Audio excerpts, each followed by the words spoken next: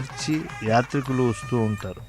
తలనీలాలు ఇచ్చి స్వామి పుష్కరంలో స్నానమాడి మునకకు జన్మజన్మాల కాలుష్యాలు కరిగిపోతూ ఉంటే తిరుమణి తిరుచూర్ణం ధరించి కొత్త రూపాన్ని సంతరించుకుని ఎంతోసేపు ఎదురు చూసి స్వామి సందర్శనం అయిన తరువాత ఆ స్వామి మహిమల్నే ఒకరికొకరు చెప్పుకుంటూ పరవశించి ఇసుక పాత్ర వలె ఎంతకీ తరగనటువంటి వారి అనుభూతులు పరస్పరం అందించుకుంటూ ఆ తర్వాత మాతృశ్రీ వేంగమాంబ అన్నదాన సత్రానికి వచ్చి ఈ అన్నప్రసాద కేంద్రంలో భోజనాన్ని స్వీకరించడం చేస్తూ ఉన్నప్పటికీ కూడా అక్కడ ఉపాహారం స్వీకరించిన లేదా ఆహారాన్ని స్వీకరించిన మనసులో శ్రీనివాసుని దివ్యమంగళ విగ్రహం దర్శించినటువంటి తన్మయత్వంతోనే పులకించిపోతూ ఉంటారు. ముఖ్యమంత్రి వర్యులు స్వయంగా వడ్డన కూడా చేస్తూ ఉన్నారు. తన పౌత్రునితో కలిసి కేవలం స్వామి సేవలో మేము కూడా దాసుల్లానే ఉండాలి. ఈ క్షేత్రంలో వచ్చేటువంటి దివ్య ఆళ్వారుల భావన ఇది. నజ్జన్మన ఫలమిదం మధుకైట భారే, నజ్జన్మన ఫలమిదం మధుకైట భారే, మత్ప్రార్థనీయమదనుగ్రహ ఏష ఏవ, త్వద్భృత్య భృత్య పరిచారక భృత్య భృత్యస్య భృత్య ఇది మాం స్మర లోకనాథ అని చెప్పి స్వామి నీ దాసులకు కడు దాసానుదాసులమై మేము ఉండాలి అని చెప్పి ప్రార్థన చేస్తూ ఉంటారు.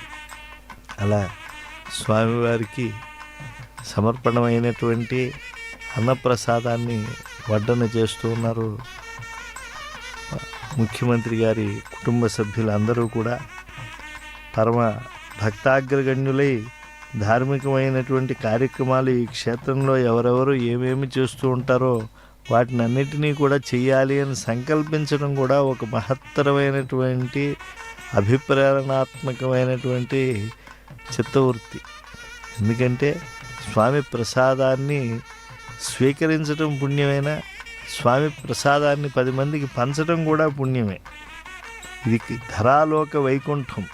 ఈ కలియుగ వైకుంఠంలో ఉండేటువంటి గొప్పతనాన్ని పదకవితా పితామహుడు సుస్పష్టంగా మనందరికీ తెలియజేశాడు. కట్టెదురా వైకుంఠము కాణాచేయిన కొండ, తెట్టెలాయ మహిమలే తిరుమల కొండ, వేదములే శిలలై వెలసినదీ కొండ, ఏ దశ పుణ్యరాశులే ఏరులైనదీ కొండ, వ్యాధిలి బ్రహ్మాది లోకముల కొనల కొండ, శ్రీదేవుడుండేటి శేషాద్రి ఈ కొండ, సర్వదేవతలు మృగజాతులై సంచరించే కొండ, నిర్వహించి జలధులే నెట్టచెరులైన కొండ, ఉర్వి తపస్సులే తరువులై నిలచిన కొండ, పూర్వపుట అంజనాద్రి పొడవాటి ఈ కొండ, వరములు కొటారుగా ఒక్కనించి పెంచే కొండ, పరగు లక్ష్మీకాంతు శోభనపు కొండ, కురిసి సంపదలల్లా గుహల నిండిన కొండ, విరివైనదిదివో శ్రీ వెంకటాద్రి కొండ.